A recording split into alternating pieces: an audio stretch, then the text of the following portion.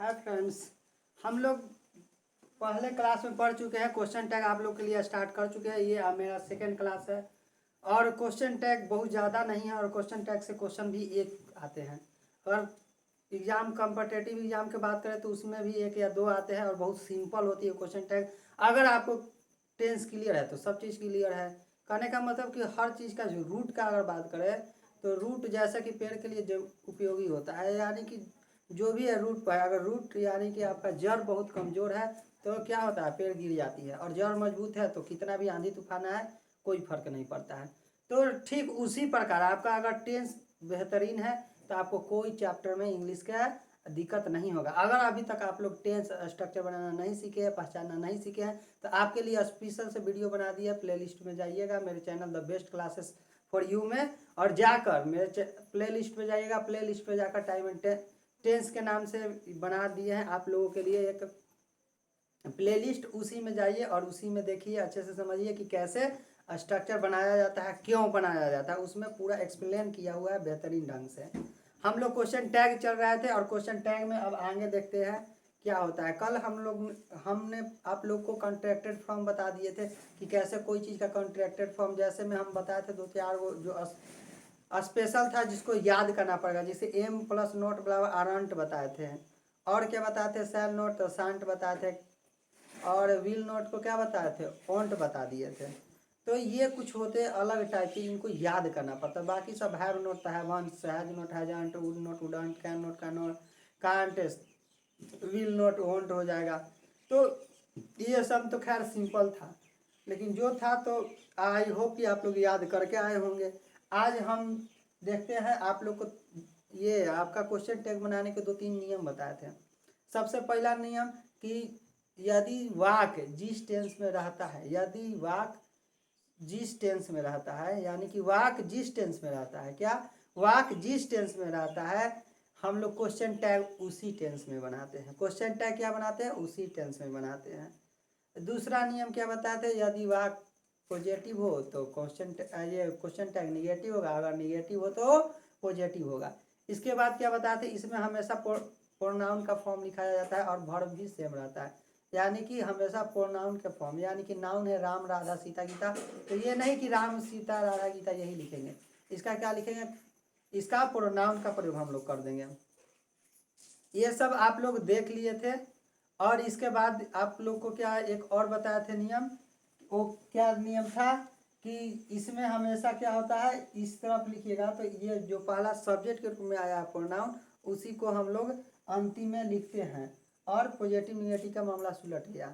और ये बताए थे कि टेंस सेम होना चाहिए। अब देखते हैं हम लोग कैसे बनता है। इसके प्रैक्टिस के लिए हमने 8-10 क्वेश्चन आप लोगों के लिए ले लिया है कि देखिए टेंस बेस्ड कैसे बनाते हैं। उसके बाद आप लोग को नियम हम चलते चलेंगे। तो देखिए पहला है सी केम लेट। आपको पहचानना पड़ेगा कि ये है कौन टेंस में, आपको क्या करना पड़ेगा, पहचानना पड़ेगा कि कौन टेंस में है। तो ये पता चल गया कि केम है तो पता चल गया कि वर्ब टू है, यानी कि पास्ट इंडिफिनिट में है। तो देखिए वाक्य पॉजिटिव है तो किस में बनाइएगा, निगेटिव में बनाइएगा। तो निगेटिव में बनाते समय हमेशा हेल्पिंग वर्ब लिखाता है, ये नहीं कि कम उठा के लिख दिए। हमेशा कौन verb, helping verb. Main verb कभी नहीं लिखा जाता है, क्या लिखा जाता है, हमेशा हेल्पिंग वर्ब लिखा जाता है। तो देखिए तो डिड नॉट को क्या बोलता है, कॉन्ट्रैक्टेड फॉर्म, तो बोले थे डिडंट, क्या बोले थे, डिड नॉट को डिडंट। सब्जेक्ट क्या है, सी, तो सी लिख देंगे तो हो जाएगा सी केम लेट डिडंट सी। वह देर आई थी ना, क्या बोलिएगा इसका हिंदी, वह देर आई थी ना। आई होप कि आप लोग समझ रहे हैं। फिर देखिए Radha did not go home, इसमें देखिए नॉट मतलब कि निगेटिव लग गया, यानी कि जो हम लोग क्वेश्चन टैग बनाने वाले हैं वो कौन में बनेगा, पॉजिटिव में बनेगा। तो देखिए यहाँ पर डिड नॉट लगा हुआ है तो पॉजिटिव में बनाएंगे, और क्या हमेशा लिखेंगे, हमेशा हेल्पिंग वर्ब। तो डिड हो जाएगा, और राधा क्या है, लड़की है, तो लड़की के लिए क्या लिख दीजिएगा, सी लिख दीजिएगा। तो कहा जाएगा did see, Radha did not go home, Radha घर नहीं जाती है। तो इसका हिंदी क्या हो जाएगा, अगर क्वेश्चन टैग, तो राधा घर नहीं जाती है ना। आएंगे देखते हैं, सीमा हैज प्लेड वेल। देखिए ये आपका पॉजिटिव वाक्य है तो इधर क्या बनेगा, निगेटिव बनेगा। तो हैज के कहा जाता है, हैजंट हो जाएगा, और सीमा लड़की है तो क्या हो जाएगी, सी हो जाएगा। तो क्या हो जाएगा, हैजंट सी। खत्म हो गया। आई होप कि आप लोग समझ रहे होंगे, बहुत सिंपल है, आप लोग को बेहतरीन ढंग से समझ में आ भी रहा होगा। नेक्स्ट देखते हैं हम लोग अगला क्वेश्चन क्या हुआ है। नेक्स्ट जल्दी बनाने की कोशिश करें, बहुत सिंपल है। तो नेक्स्ट देखने पर बहुत आसान पड़ा। आई एम ए मैजिशियन, मैं जादूगर हूँ। कहने का मतलब उस हिंदी से तो है नहीं। देखिए यहाँ वर्ब है, हेल्पिंग वर्ब क्या है, और ये मेन वर्ब के रूप में काम किया। तो एम बताए थे कि एम और नोट लिखना है ना, क्योंकि देखिए ये पॉजिटिव है, तो नोट, तो एम प्लस नोट बराबर बताए थे क्या होता है, आरंट होता है। ये याद रखिएगा, क्या होता है, एम प्लस नोट बराबर आरंट। और क्वेश्चन सब्जेक्ट में क्या है, आई, तो क्या बना दीजिएगा, आरंट आई। नेक्स्ट देखिए, आई am not a player, not लगा हुआ है तो बस डायरेक्ट लिख देंगे एम आई, क्या हो जाएगा, एम आई। और देखिए चूंकि ये बीच में है तो करने का मतलब छोटा वाला वाक्य का प्रयोग करेंगे, सॉरी छोटा लेटर का प्रयोग करेंगे। तो समझ रहेंगे, यू नो हिम, तो देखिए प्रेजेंट इंडेफिनिट, तो प्रेजेंट इंडेफिनिट में यू के साथ क्या लगता है, डू या डज लगता है, तो डोंट यू हो जाएगा, क्या हो जाएगी, don't you. I am not going to play, तो देखिए एम नॉट लगा हुआ है तो क्या लगेगा, एम सिर्फ, तो एम आई। इसका आई शैल नॉट कम हियर, देखिए नोट लगा हुआ तो डायरेक्ट क्या हो जाएगा, शैल आई, शैल आई। ही हैड प्लेड, अब देखिए यहाँ ही हैड प्लेड, ये तो पॉजिटिव है, अब पॉजिटिव है तो हम लोग क्या बनाएंगे, इसको निगेटिव बनाएंगे, तो हैड में नोट लग गया तो क्या बन जाएगा, तो हैडंट। और ही, तो ही का ही हमेशा प्रोनाउन लिखाता ही है। फिर देखिए दे कैन स्विंग, देखिए नोट नहीं है तो क्या हो जाएगा, कांट, क्या हो जाएगी, कांट। और दे के लिए दे ऑलरेडी प्रोनाउन है, तो कांट दे। आई होप कि आप लोग बेहतर तरह से समझ रहे होंगे, और जितना हो सके हमने तो कोशिश किया है कि आप लोग को समझा दे। और कोई प्रॉब्लम होगा तो आप लोग वीडियो में के कमेंट बॉक्स में लिख सकते हैं कि कौन नहीं समझ में आया, हम नेक्स्ट क्लास में ज़रूर समझाने की आप लोग को कोशिश करेंगे। तो देखिए ये टेंस बेस्ड था, आपको ये टेंस के अनुसार लगाते हैं। यहाँ देखिए इसमें मेन क्या सीखना होता है, क्वेश्चन टैग में, क्वेश्चन टैग में ना मेन सीखना होता है प्रोनाउन, समझ गए। ये तो सिंपल था, आई सी यू दे वी, तो ये प्रोनाउन डायरेक्ट लिख दिए, राम सीता के लिए डायरेक्ट लिख दिए। लेकिन आ जाएगा आपको एवरीथिंग, तब क्या लगाइएगा, आ जाएगा एवरीबॉडी, आ जाएगा ऑल ऑफ अस, आ जाएगा नॉन ऑफ देम, आ जाएगा, समझ रहे हैं। इंपरेटिव सेंटेंस आएगा तो उसके लिए क्या बनेगा, तो लड़का यहीं पर फंस जाता है। और क्वेश्चन टैग यही है भाई, क्वेश्चन टैग में टेंस कंप्लीट है, नो टेंशन टेंस का, टेंस कंप्लीट होने के बाद क्वेश्चन टैग स्टार्ट किया है, और कोई भी टीचर करता है, ऐसा नहीं कि टेंस पढ़ाने से पहले क्वेश्चन टैग स्टार्ट कोई कर दे। और इसमें सिर्फ और सिर्फ आपको फोकस देना है प्रोनाउन पर, कि ये चीज़ का पार्टिकुलर जो दिया हुआ वर्ड है उसका प्रोनाउन क्या होगा, क्यों, क्योंकि अंत में हम लोग को प्रोनाउन ही लिखना होता है। तो इसमें आप लोग को पूरा पूरा फोकस किस पर देना है, प्रोनाउन पर देना है। और ये कोई बड़ा चैप्टर नहीं है और बहुत ही इजी चैप्टर है। ये कहने का मतलब कि आज कल ख़त्म हो जाएगा, बहुत ज़्यादा दिन चलने वाला नहीं है। इसके बाद एक दो दिन आप लोग को प्रैक्टिस करवा देंगे, काम खत्म हो जाएगा, इसमें कोई बड़ा झंझट की बात भी नहीं है। तो ये टेंस बेस्ड है, आप लोग समझ चुके होंगे। अब हम लोग आते हैं रूल पर। अब विदाउट रूल थोड़ी ना हम लोग काम कर सकते हैं। तो देखिए,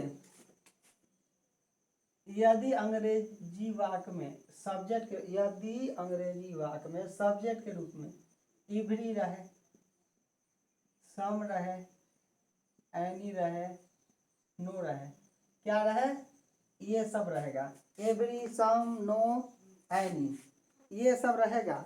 और इसके बाद यदि वन रहे, क्या रहे, वन रहे या बॉडी रहे, क्या लगा रहेगा, वन या बॉडी लगा रहेगा। देखिए एकदम से simple, everyone, someone, anyone, no one, है ना, सिंपल। देखिए हम चाहते हैं आप लोग को जितना एकदम से बेस, कहने का मतलब कि आप लोग को जितना कॉन्सेप्ट दे सके उतना देने की कोशिश करते हैं। यही चीज़ को लिखवाते हैं, someone, somebody, anyone, anybody, anything, आप लोग कंफ्यूज होकर रह जाते हैं। तो इसलिए हमने क्या देखा, बहुत ही सिंपल निकाल दिया कि ये चार को रहेगा, इसमें वन लग जाएगा, एक और बॉडी लगा दीजिए, एवरीबॉडी, समबडी, एनीबडी, नोबडी, हो गया सिंपल, समझ रहे हैं। हो गया कि नहीं simple. Everybody, somebody, anybody, nobody, ये हो गया। Everyone, someone, anyone, known. इसी को 8 को लिखवाते और 8 को याद करवाते। चुपचाप दिमाग में कॉन्सेप्ट डाल दिए। यदि बॉडी या वन लगा रहे, क्या, यदि या बॉडी या वन लगा रहे, इन सब में क्या लगा रहेगा, बॉडी या वन लगा रहेगा, तो इसका हम लोग प्रोनाउन दे लिखते हैं। इसका प्रोनाउन क्या होता है, दे होता है। यदि बॉडी या वन है तो इसका प्रोनाउन क्या लिखते हैं, दे लिखते हैं, याद रखिएगा। बॉडी या वन रहे तो इसका प्रोनाउन दे लिखते हैं। ठीक इसका विपरीत एक आ जाता है, देखिए वैसे भी ये सजीव है, देखने से पता चल रही, तो सजीव के लिए दे और निर्जीव के लिए ईट का प्रयोग कर दीजिएगा। इसके में दूसरा रूल है, rule number second. Rule number first था, रूल नंबर सेकेंड देखिए। यदि एवरीबॉडी, सम रहे, एनी रहे, नो रहे और इसके बाद थिंग लगा रहे, क्या लगा रहेगा, थिंग, तो इसका प्रोनाउन ईट देंगे। क्या देंगे, ईट देंगे। बस ये कितना सिंपल है। देखिए अगर थिंग लग जाए तो ईट दे देंगे। थिंग मतलब कोई वस्तु, तो वस्तु के लिए ईट दे देंगे। और कोई आदमी हो जाएगा, उसके लिए प्रोनाउन क्या देंगे, दे देंगे। देखिए एवरीथिंग, समथिंग, एनीथिंग, नथिंग। देखिए कितना सिंपल है, आप भी सिंपल बना सकते हैं। देखिए इंग्लिश जो है ना, कोई बड़ा ही कहने का कॉम्प्लिकेटेड ये सब्जेक्ट नहीं है। लोग बना के रख देते हैं कि ये कॉम्प्लिकेटेड है। बहुत स्टूडेंट के दिमाग में भर जाता है कि ये इंग्लिश बहुत टफ है। देखिए कितना सिंपल है। बस आप लोग को उस नज़रिए से देखना चाहिए, उस नज़रिए से पढ़ना चाहिए। बहुत सिंपल, हर चीज़ सिंपल लगने लगेगा। क्या बताए, everything, something, anything, nothing, nothing, और क्या, समबॉडी, एवरीबॉडी, एनीबॉडी, नोबॉडी, ये सब रहेगा। तो इसका प्रोनाउन क्या दीजिएगा, दे दीजिएगा, और इसका प्रोनाउन ईट दीजिएगा। आइए हमने कुछ एग्जाम्पल आप लोग के लिए लिख रखा है ताकि आप लोग को बहुत कम टाइम में ज़्यादा मिल सके मटेरियल। देखिए someone is in the room. देखिए सब्जेक्ट के रूप में काम किया तो क्या ले लिया, सिंगुलर ले लिया, लेकिन क्वेश्चन टैग के रूप में काम करेगा तो देखिए इसका रोल क्या है, समवन। समवन क्या हो जाएगा, दे हो जाएगा। और जैसा कि जानते हैं दे के साथ क्या लगता है, तो बोलिएगा कि आर लगता है। तो क्या हो जाएगा, देखिए ये पॉजिटिव है तो हम लोग को क्या बनाना है, निगेटिव बनाना है। तो क्या हो जाएगी, आरंट दे। देखिए सब्जेक्ट के रूप में कुछ और काम कर दिया और क्वेश्चन टैग के रूप में कुछ और। इसीलिए बोले हैं कि बस क्वेश्चन टैग यही याद करना है कि प्रोनाउन हो, कुछ यादें करना है नहीं है। दिमाग से निकाल दीजिए कचरा जितना भर के रखे हुए है कि 50 रूल पढ़ेंगे, 100 रूल लिखवा देंगे। अरे यार कम रूल पढ़ो, कंसेप्ट डालो दिमाग में। रूल पढ़ने से नहीं होता है। 100 रूल पढ़ लिए और बाद कन्फ्यूज हो गए। हम कम ही रूल पढ़ेंगे लेकिन दिमाग में पूरा डाल के रखेंगे। और ऐसा नहीं है कि कम, जितना है उस रूल को हम जितना शॉर्ट करना चाहिएगा आप कर सकते हैं, दिमाग में शॉर्ट करके डाल सकते हैं। और उतना भी शॉर्ट नहीं है। देखिए आप लोग को बस आप जितना दिमाग लगाइए उतना बेहतरीन होता है। और टीचर के मतलब ही होता है हर चीज़ को शॉर्ट कर देना। ऐसा नहीं कि किताब में 50 रूल दिया तो 50 रूल लिखवा दिया वो टीचर कहा गया, ये नहीं होता। टीचर का मतलब ही है कि हर चीज़ को शॉर्ट करे, स्टूडेंट के दिमाग में कॉन्सेप्ट पहुंचा दे। तो समझ गए। तो यहाँ देखिए पॉजिटिव था तो निगेटिव बना दिए, और दे के अनुसार क्या लगता है, आर। दे किसके लिए, समवन के लिए। ये सब्जेक्ट को हमेशा निर्भर करता है। अब देखिए एनी थिंग, जहाँ थिंग लग जाए तो क्या बताए थे, उसका प्रोनाउन दे होता है। कैन है तो यानी कि पॉजिटिव है तो क्या बनाइएगा, निगेटिव, तो क्या हो जाएगा, कांट दे। सॉरी, थिंग के लिए क्या बताए थे, थिंग के लिए देखिए, थिंग के लिए ईट, तो क्या हो जाएगा, कांट ईट। समझ गया क्या हो जाएगा, कांट ईट। फिर है वन लगा हुआ है, एवरी वन, देखिए एवरी प्लस वन तो दे हो जाएगा। अविल है, देखिए निगेटिव नहीं है तो क्या हो जाएगा, ओंट दे। क्या हो जाएगी, ओंट दे। देखिए कितना बेहतरीन, कितना सिंपल बना चुके हैं। एनी वन कैन, तो देखिए एनी वन है तो देखिए बताए थे कि यह वन लगा रहा है तो उसके लिए क्या प्रोनाउन दीजिएगा, दे। और देखिए पॉजिटिव है चूंकि तो कांट दे हो जाएगा। क्या हो जाएगी, कांट दे। नेक्स्ट देखिए बॉडी लगा हुआ है तो हम बताए थे कि बॉडी लगा रहा है, कुछ भी लगा रहा है तो उसके लिए दे हो जाएगा। इज है यानी कि पॉजिटिव में है तो निगेटिव बनाएंगे ना, तो क्या हो जाएगा, aren't them, aren't them.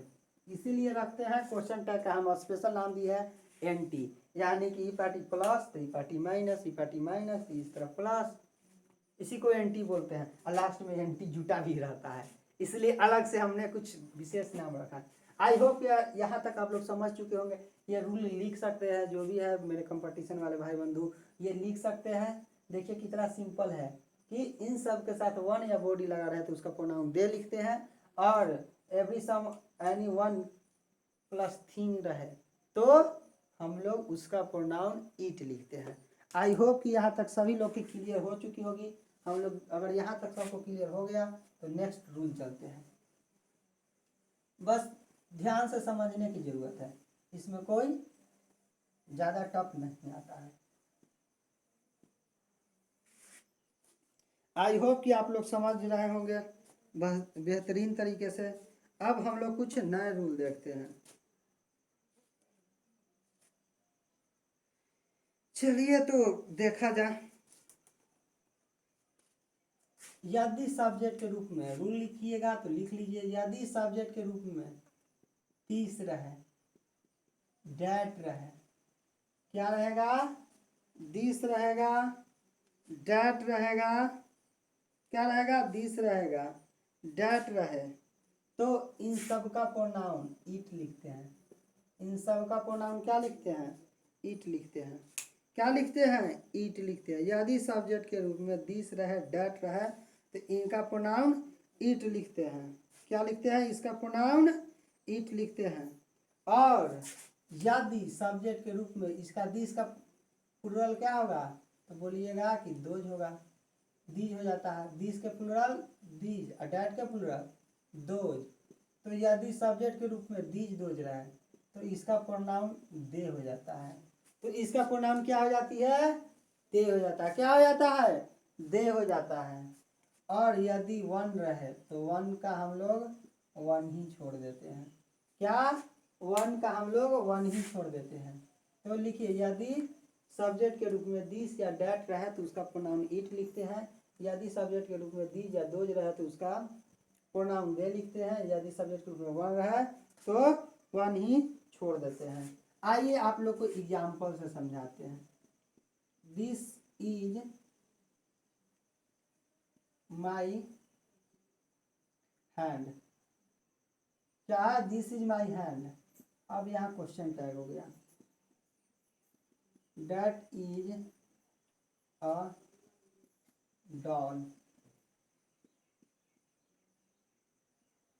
These are cups. तो देखिए हम बताएं कि आपको दिस इज माई हैंड, तो देखिए ये दिस का दिस है तो दिस के लिए क्या बताए थे, ईट का प्रयोग करेंगे। ईट के साथ क्या लगता है, इज लगता है। और देखिए वाक पॉजिटिव में है तो क्या आ जाएगा, इजंट ईट। क्या आ जाएगी, इजंट ईट। फिर वाक पॉजिटिव में है तो फिर से हो जाएगा इजंट ईट। दे के लिए, डैट के लिए ईट का ही प्रयोग करते हैं। दीज है तो यहाँ क्या हो जाएगा, आरंट, आरंट दे। क्यों, क्योंकि देज या दोज क्या होता है, वैसे भी जानते हैं दीज या दोज होता है, ये सब प्रोनाउन ये क्या होता है, प्लुरल प्रोनाउन होते हैं। क्या होते हैं, प्लुरल प्रोनाउन। तो प्लुरल के लिए हम लोग दे का प्रयोग कर देते हैं। आई होप कि यहाँ तक आप लोग को समझ में आ रही होगी और आप लोग बेहतरीन तरीके से समझ रहे हैं। और कोशिश कीजिए कि देखिए कितना सिंपल हो रही है आप लोगों के लिए। अब देखिए इसके बाद मेन रूल आता है। इसके बाद क्या आएगा, लिखिए, यदि दिस या डैट, यदि दिस या डैट के बाद क्या, यदि दिस या डैट के बाद कोई नाउन आए, कोई नाउन आए तो वह, यदि दिस या डैट के बाद क्या आ जाता है, कोई नाउन आ जाता है तो वह नाउन पर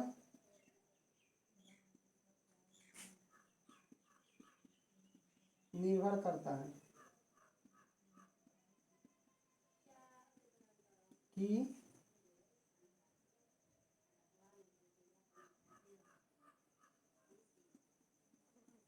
प्रोनाउन क्या होगा, समझ गया। यदि दिस या डैट के बाद कोई नाउन आ जाए तो वह नाउन पर निर्भर करता है कि प्रोनाउन क्या होगा। देखिए क्वेश्चन टैग आप बनाएंगे ना, इसके बाद कभी कभी आपको नाउन मिल जाएगा, तो यह किस पर निर्भर करेगा, क्वेश्चन टैग के नाउन, ये इसके बाद आने वाले नाउन पर निर्भर करता है। जैसे में देखते हैं,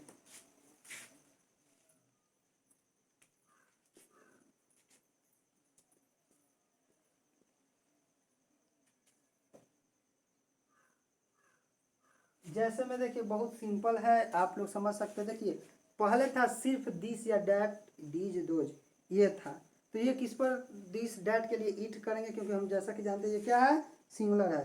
और दोज दीज के लिए क्या प्रयोग करेंगे, प्लूरल का प्रयोग करेंगे। लेकिन क्वेश्चन यहाँ पर ही बदल जाता है, क्या भाई, कि यदि दीज दोज, क्या, यदि दिस डैट के बाद कोई नाउन आ जाए, क्या आ जाए, नाउन आ जाए, तो वह फिर किस पर निर्भर करेगा, उसके बाद में आने वाले नाउन के ऊपर वो निर्भर करना शुरू कर देता है। आई होप कि आप लोग समझ रहे होंगे कि उसके बाद आने वाले नाउन पर निर्भर करता है। तो क्या लिखेंगे, देखिए that boy is very smart,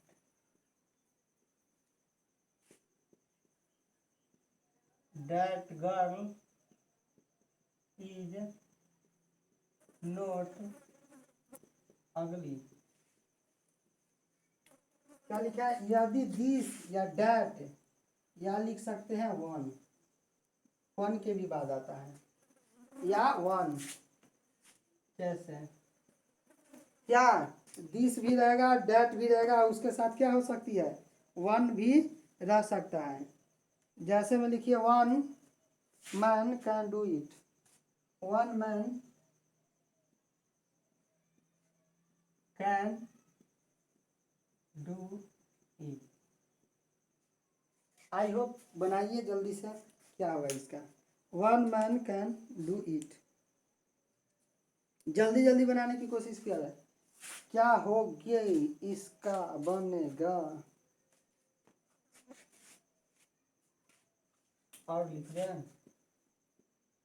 this book is costly.